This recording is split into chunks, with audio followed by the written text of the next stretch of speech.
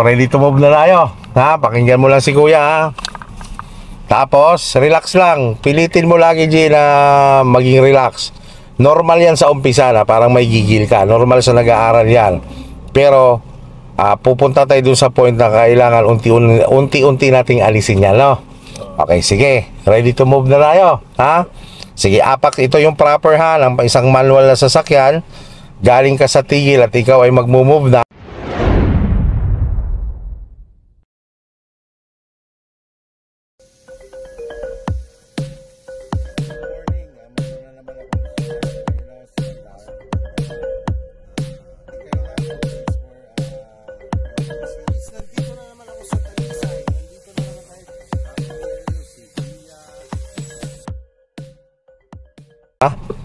Ang una mong gagawin ay apakan si brake.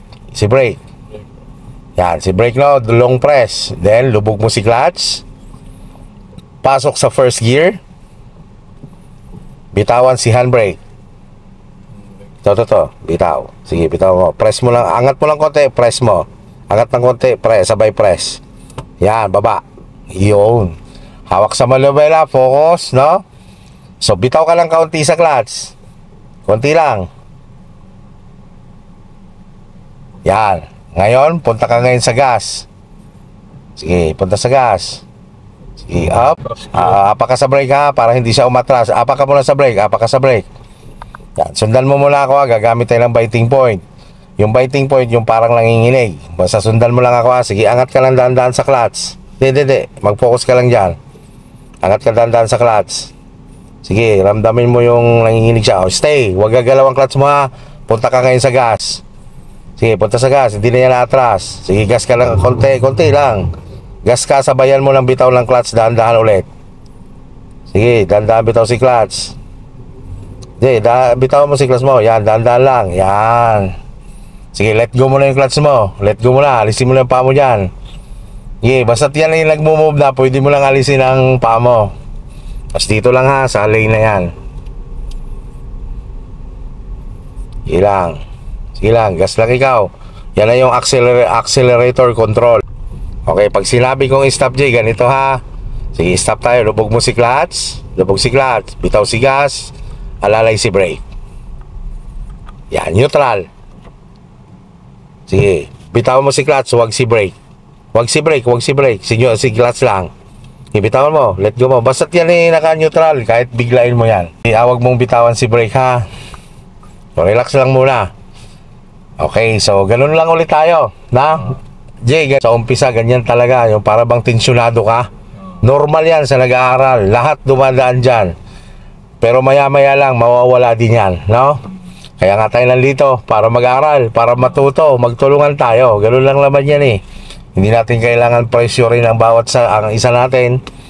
Walang, take natin yung time na nandito tayo para mag-aaral. Lahat naman nag-i-start sa ganyan. Sige.